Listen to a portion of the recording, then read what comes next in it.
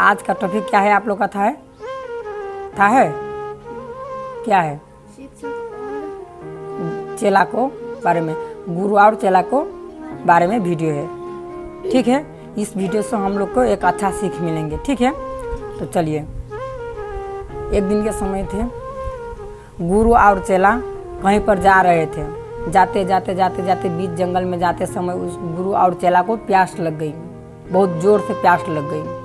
प्यास लगने के बाद गुरु एक निकट समय होने के बाद एक जगह पर जाती है। ठीक है ना, वहाँ पर जाने के बाद क्या होती है, गुरु को एक घर देखती है और वो वहाँ पर एकदम जगह पूरे खाली सा होती है और वो बीच में एक छोटा सा घर होती है। ठीक है, वहाँ पर घर होती है। गुरु बोलती है अपने चेला से कि चलिए वहाँ पर हम लोग पानी मांगकर और पिएंगे, हम लोग अपने प्यास मिटाएंगे।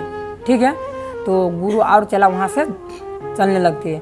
जाते केवाड़ी की गेट की ढकढकाकर वहाँ से बुलाती है कि हे महात्मा, हे प्रभु, कोई है इस घर में जो हमें पानी पिला दिए। गुरु ने बोलती है। तो उसके बाद उस घर में से एक बुजुर्ग आदमी और उसके परिवार और 2 बच्चे निकलती हैं। ठीक है, उसके बाद वो बुजुर्ग आदमी से बोलती है गुरु ने कि हे महात्मा, कि मुझे एक थोड़ा सा पानी मिल जाएंगे हमारे और हमारे चेले के लिए, जो हम लोग को बहुत प्यास लगी है, बहुत जोर का प्यास लगी हुई है। तो वो बुजुर्ग आदमी बोलती है अवश्य मैं पानी लेकर दूंगा। पानी लेकर और गुरु और चेला को पीने के लिए देती है और वो दोनों अपने प्यास मिटाती है वहाँ पर पीकर।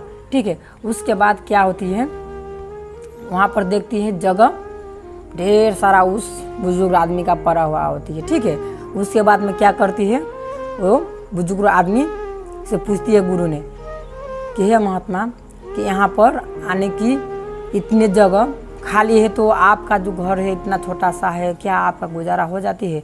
तो वो बुजुर्ग आदमी ने बोलती है हमारे पास भैंसी थे, जिस भैंसी को दूध दूती है और बेचती है, इसी से हमारे गुजारा चलती है। ठीक है, और उसके बाद बुजुर्ग आदमी को बोलती है कि ठीक है, कोई बात नहीं, क्या हमको यहाँ पर एक दिन के लिए एक रात के लिए बास मिलेंगे?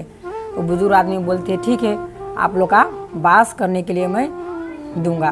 वहाँ पर क्या करते हैं बुजुर्ग के घर में क्या करते हैं, चेला और शिष्य वहीं पर रात में रह जाती है। ठीक है, उसके बाद रात में रहने के बाद क्या करती है वो, मतलब कि वहाँ पर सो जाती है। सोने के बाद जब आधी जब रात होती है ना, 12 बजती है ना जब रात को, तब गुरु ने अपने चेला से बोलती है कि उठो शिष्य, उठो।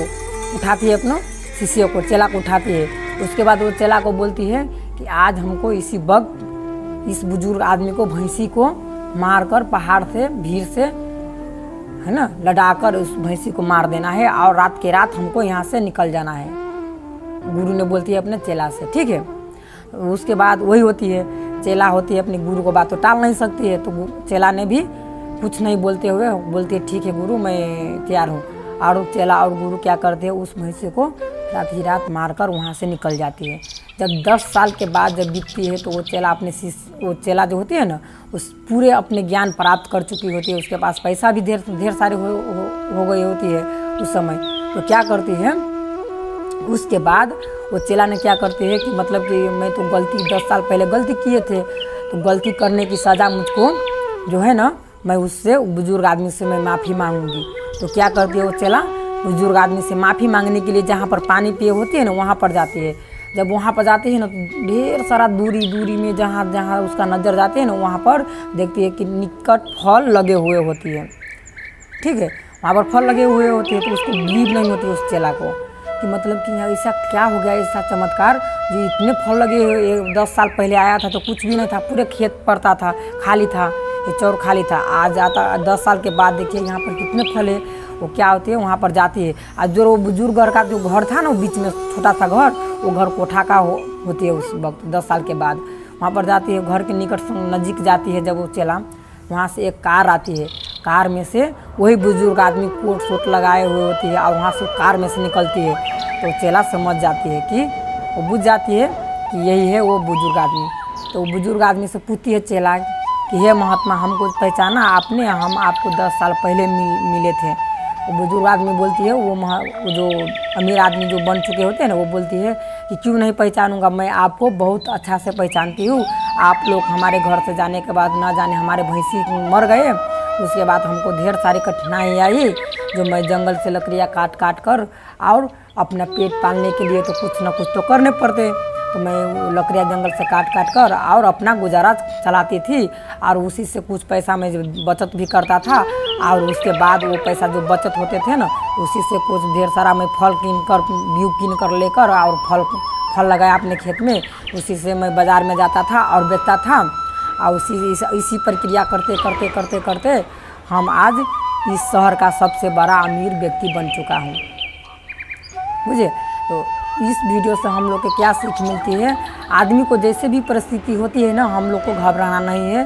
जैसे उसके पास भैंसी थे, अगर उसके पास वो भैंसी आने की जिंदा ही होती तो वो क्या, वो बुजुर्ग आदमी वो धनी बनते नहीं बनते, क्योंकि उसके सोच ही नहीं आती।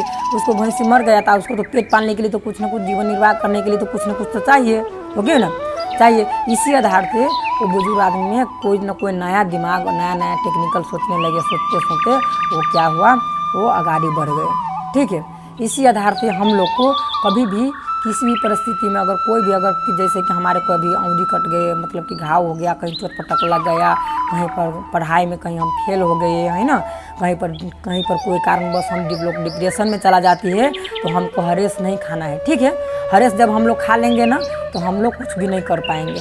जैसे कि वो बुजुर्ग आदमी को भैंसी मर गए, उसके बाद वो डिप्रेशन में चला जाता, तो क्या वो गाड़ी बढ़ सकते नहीं, है ना, ठीक बात। तो इसी आधार से सबसे पहले हमको 2-3 बात क्या है, इम्पोर्टेंट बात, हमको सबसे पहले क्या वो सोचना चाहिए, सीखना चाहिए और धैर्यवान होना चाहिए।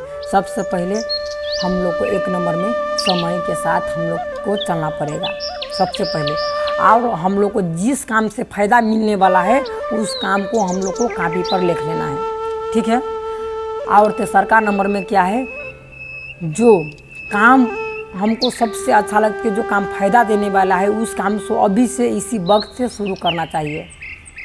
ठीक है ना, जो काम जैसे कि हम लोग को लगती है कि ये काम से हमको फ़ायदा मिलेंगे, वो काम इसी वक्त इसी समय से शुरू करना चाहिए। ठीक है, जैसे कि हम लोग को वीडियो बनाने का मन करती है, तो हम लोग को आज वीडियो बनाने का मन करती है, तो हम लोग वीडियो आज ही बनाएंगे, अभी से शुरू करेंगे। चाहे हमारे पास स्टैंड भले ना हो, हमारे पास माइक भले ना हो, हमारे पास जनसंख्या भले ना हो, तो हम लोग को वीडियो बनाना है, बुझिए। तो इसी आधार से हम लोग को कोई से भी परिस्थिति, जैसे कि हम पढ़ाई में अभी एकदम कमज़ोर विद्यार्थी है, जैसे कि हम मैथ में कमज़ोर है, साइंस में कोई कमज़ोर होती है, कोई सोशल में कमज़ोर होती है, कोई क्या होती है, इंग्लिश में कमज़ोर होती है, तो हमको हरेस नहीं खाना है।